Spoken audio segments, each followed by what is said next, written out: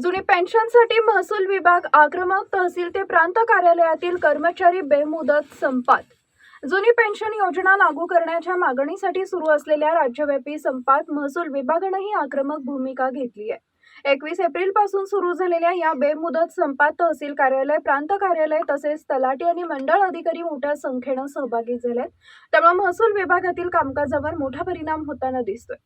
संपात सहभागी कर्मचाऱ्यांचं म्हणणं आहे की नवीन पेन्शन योजनेमुळे निवृत्तीनंतरची आर्थिक सुरक्षितता धोक्यात आली आहे। त्यामुळे जुनी पेन्शन योजना तातडीने लागू करावी अशी त्यांची ठाम मागणी आहे। या मागणीसाठी कर्मचारी संघटना आक्रमक झाल्याचं चित्र आहे।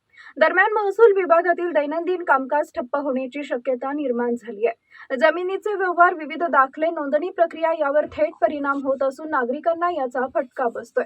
शासनाकडून अद्याप स्पष्ट भूमिका जाहीर करण्यात आलेली नसली तरी आंदोलनाची तीव्रता लक्षात घेता लवकरच तोडगा निघेल अशी अपेक्षा व्यक्त केली जाते।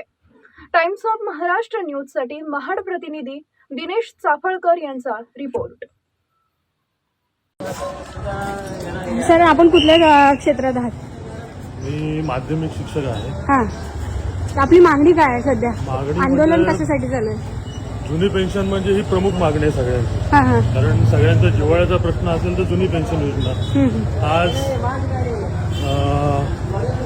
जे बरेचसे कर्मचारी निवृत्त होत आहेत एनपीएस आणि ह्याच्यामध्ये असलेले, त्यांना आज रिटायरमेंट नंतर कुठेतरी मजुरी करावी लागते आणि मजुरी करून आपल्या चरितार्थ साधवावा लागतोय। हे कुठेतरी थांबलं पाहिजे आणि हा कर्मचारी वयाची 58 वर्ष या प्रत्येक क्षेत्राला देतो, तर त्याचं कुठेतरी चीज झालं पाहिजे आणि उतार वयाचा काळ हा त्याचा सुखावा झाला पाहिजे।